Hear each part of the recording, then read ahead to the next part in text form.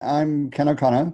I'm coming to you from Toronto, Ontario, Canada, where I live in an 11th floor condominium apartment with a beautiful view over Lake Ontario.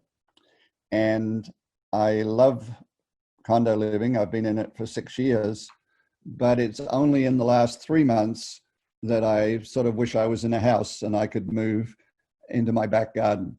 And so for me, that sort of captures what has been one of the main things in this pandemic. But I think what is critical when we look at what's happening is that we need to start from the recognition that this is a crisis. It's a health crisis, it's an economic crisis, it's an education crisis. And that means that it's not easy. And we've had to do things that in some cases maybe we didn't want to do. And I thought it was really interesting that when schools first started shutting down, almost the first things that came up in social media, for educators groups on Facebook, on Twitter, were issues around grades and issues around academic dishonesty. And I was a little shocked by that because I really don't think they're the two most important issues. And fortunately, I think fairly quickly, we got into other issues, the recognition that to do synchronous and asynchronous learning was difficult and it needed a lot of thinking and a lot of work, and that there were far more important things with grades. And that in recognizing that, one of the most common themes we heard was grace before grades, the recognition that students were in all sorts of different situations and we had to sort those out and be cognizant of it before we even thought about grades. And where we are now, I think, is for me captured by the saying, and I don't know who said this, but it's never let a good crisis go to waste. That what has happened over the last 3 months is an increasing recognition that some of the things we've done traditionally clearly didn't work in the online setting or in the blended setting, and that when we really look at them, they really don't work when we're in bricks and mortar schools. And so we need to rethink a number of the things we're doing. So in a sense, this maybe is the silver lining. It provides that opportunity for reflection and reconsideration of the things we're doing. And now with summer coming, we have the opportunity to think about that. What are the reconsideration that we need to do around grading and reporting? And I want to be clear when I say that I recognize that this has been a difficult 3 months for educators, and that it will continue probably to be difficult in the fall. I was struck by this in the ASCD Smart Brief this morning.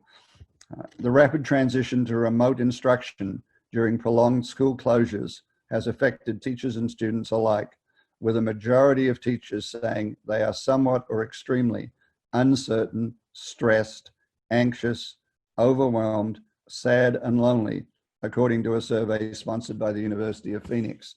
And it's really important that we recognize that, but in ways that hopefully we will have far less of that in the fall, depending obviously on what model we end up with, whether we're in school, whether it's online, or whether it's blended. And that will probably vary in different places.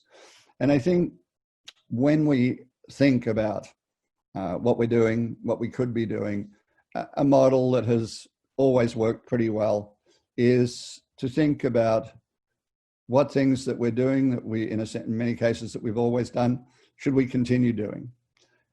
What things should we stop doing? And clearly during this pandemic education, we've stopped doing some things, and maybe those are things that we should stop doing when we come back in the fall. And also, I think we've started doing some things that many people have started doing things that they weren't doing. And that those are things that we should start doing in the fall. So what I want to present is the things that I think should be continued, the things that I think should be started, and the things that I think should be stopped. Now, obviously, where you are on that, it depends on where you are now. And so I'll be doing that from my perception of what is the most common state. So I recognize that something I say continue might be something that you're not doing. So for you, it would be start. When I say talk about things that should be started, they may be things that you're already doing. And when I say things that should be stopped, then they may be things that you're not doing. But wherever you fit, whether you fit into my perception of the three or not, I hope that what this will do will give you lots of things to think about. I intend to talk about a lot of different things, not in great depth. And my hope and expectation is that for everybody, out of maybe a total of 20 things that I talk about, at least 3 will stick for everybody that participates in the webinar. So that's my plan, and I hope many people will join me. Thank you.